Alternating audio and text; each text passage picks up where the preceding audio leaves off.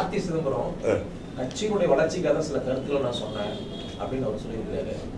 நான் முடிஞ்சு போல சப்ஜெக்ட் நீங்க திருப்பி கேட்குறீங்க. கார்த்தி கட்சியினுடைய வளர்ச்சிக்கு சொன்னார்னு அப்போ மோடி நல்ல தலைவர் என்று அவர் சொல்றது கட்சிக்கு வளர்ச்சிக்கு உகந்ததுதான். கதை பழைய கதையெல்லாம் இருக்குங்க, நிறைய இருக்கு. ஒரு மாசத்துக்கு முன்னாடி கட்சி ஊழியர்கள் கூட்டத்தில் பேசுனதுக்கு இன்னைக்கு வந்து அண்ணன் பதில் சொல்லிடுறாரு. ஒரு மாசத்துக்கு முன்னாடி 5 நாளைக்கு முன்னாடி பேசுறாரு. எனக்கு அது சங்கடமாக இருந்தது. ஆனால் நான் அதை மிகவும் கவலைப்பட்டேன்.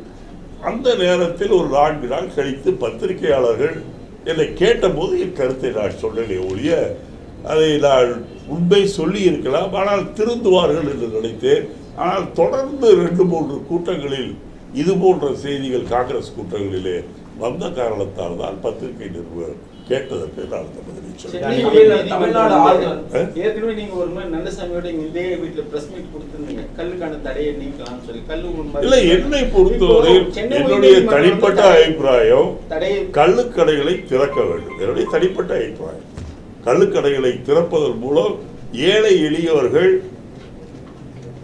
உடம்பு கெடாவும் அவர்களுடைய உடல் நலம் கெடாமல் ஒரு குறைந்த விலையில் அவர்கள் கல்லை சாப்பிட முடியும். அநேகமாக கள்ளுக்கடைகளை திறந்தால் ஓரளவிற்கு கள்ளச்சாராயம் எல்லாம் ஒழிக்கப்படும் என்று நான் விவசாயிகளும் மகிழ்ச்சி அடைவார்கள். விவசாயிகளுக்கு இன்றைக்கு விவசாயம் செய்வதிலே அதிக வருமானம் வராத காரணத்தால் கல்லெடுக்க அனுமதிப்போம் என்று சொன்னால் அதன் மூலம் விவசாயிகளுக்கு வருமானம் பெருகும். ஆகவே இது என்னுடைய தனிப்பட்ட கருத்து. முதல்வரை பார்க்கக்கூடிய வாய்ப்பு கிடைத்தால் கண்டிப்பாக முதல்வரிடம். அதே சமயம் டாஸ்மாக் கடைகளை வந்து குறைப்போம்னு சொன்னாங்க. செந்தில் பாலாஜி போது ஒரு 500 கட்டம் முன்னதான் சொன்னாங்க. ஆனா ஏதோ ஒரு மறைமுகமா டாஸ்மாக் கடைகள் இன்க்ரீஸ் ஆயிட்டு தான் இருக்குது. அந்த விற்பனை அதிகமாயிட்டு தான் வருது. ரெண்டாவது வந்து 10 ரூபாய் முறைகேடுகள், அப்புறம் வந்து நேரத்துக்கு குறிப்பிட்ட நேரத்துக்கு மேல விற்பனை. இன்னைக்கு கூட பாத்தீங்கன்னா பரவலான புகார்கள் கடைகள்லயோ இல்ல மது விலக்கையோ அல்லது டாஸ்மாக் பத்தி. டாஸ்மாக்ல விலை அதிகமா இருந்தா தான் கள்ள சாராயத்தை நாடி போறாங்க. இதை பத்தி நீங்க சொல்லுங்க. டாஸ்மாக் கடைகள் டாஸ்மாக்ல என்னென்ன குறை இருக்கிறது என்பதை அந்த துறையினுடைய அமைச்சர் முத்துசாமி அவர்களே சொல்லி இருக்கின்றார் சில நாட்களுக்கு முன்பு. இந்த குறைகள் எல்லாம் தீர்க்கப்படும், நிவர்த்தி செய்யப்படும், நீக்கப்படும் என்று சொல்லி இருக்கின்றார். ஆகவே அவர் சொல்லி இருக்கின்றால் விரைவில் நடக்கும் என்று நான் நினைக்கின்றேன்.